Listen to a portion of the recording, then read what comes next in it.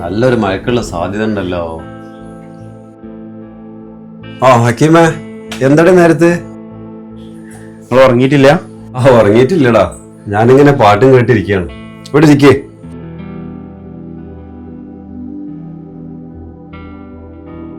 എന്തേ നേരത്ത്? ഞാൻ രാവിലെ പോവാണ്. പോണതിന് മുമ്പ് ഇങ്ങോട്ടൊന്ന് യാത്ര പറയാന്ന് വിചാരിച്ചിട്ട് ഇങ്ങനെ ഇറങ്ങിയതാ. ഇജ്ജിപ്പോ വന്നിട്ടൊരു മാസമായില്ലേ? 1 മാസം കഴിഞ്ഞ്. അവിടുത്തെ പ്രശ്നങ്ങളൊക്കെ തീർന്നപ്പോ ഒരു സമാധാനം ഉണ്ടെന്ന് കേട്ട്. എടാ, ഇനിയെങ്കിലും പോക്ക് നിർത്തിയിട്ട് നാട്ടിലെന്തെങ്കിലും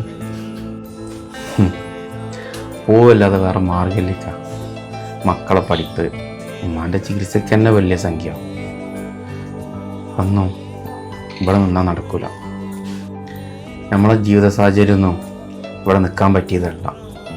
ഇജ്ജിപ്പോ പോക്ക് തുടങ്ങിയിട്ട് എത്ര കൊല്ലായി? എൻ്റെ മോന് എന്നെ ബാപ്പാന്ന് ആദ്യമായിട്ട് വിളിച്ചത് ഫോൺ കൂടല്ലേ? ഇന്നലെ എൻ്റെ മക്കൾ പറയാണ്ട് എന്നോട്, പാപ്പ ഞങ്ങൾ തിരിച്ചു പോകണ്ട, ഞങ്ങളെ കൂടെ സ്ഥിരമായിട്ട് നിന്നൂടെ. ഞാൻ എന്താ അവരോട് മറുപടി പറയേണ്ടത്?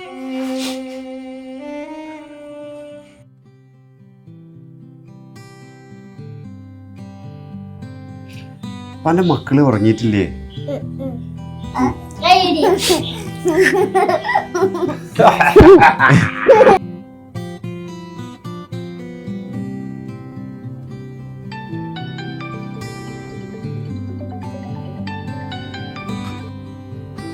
ഹലോ, നിങ്ങളെവിടെ?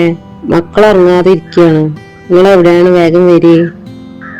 നമ്മളെ ചെറുതേ നിങ്ങൾ നാളെ പോകണ്ടെന്ന് പറഞ്ഞ് കരയാണ്. ആ, ഞാൻ വരാം.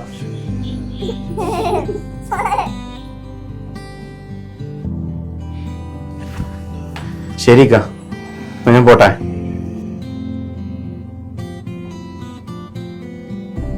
ഉറക്കി തരും. ഹക്കീമേ, പ്രവാസം എന്ന് പറഞ്ഞാലേ വേറൊരു യാത്ര അല്ലടാ. സ്വന്തം സന്തോഷം മാറ്റിവെച്ച് വീട്ടുകാരുടെ സന്തോഷത്തിന് വേണ്ടി ചെയ്യുന്നൊരു ത്യാഗാടാ.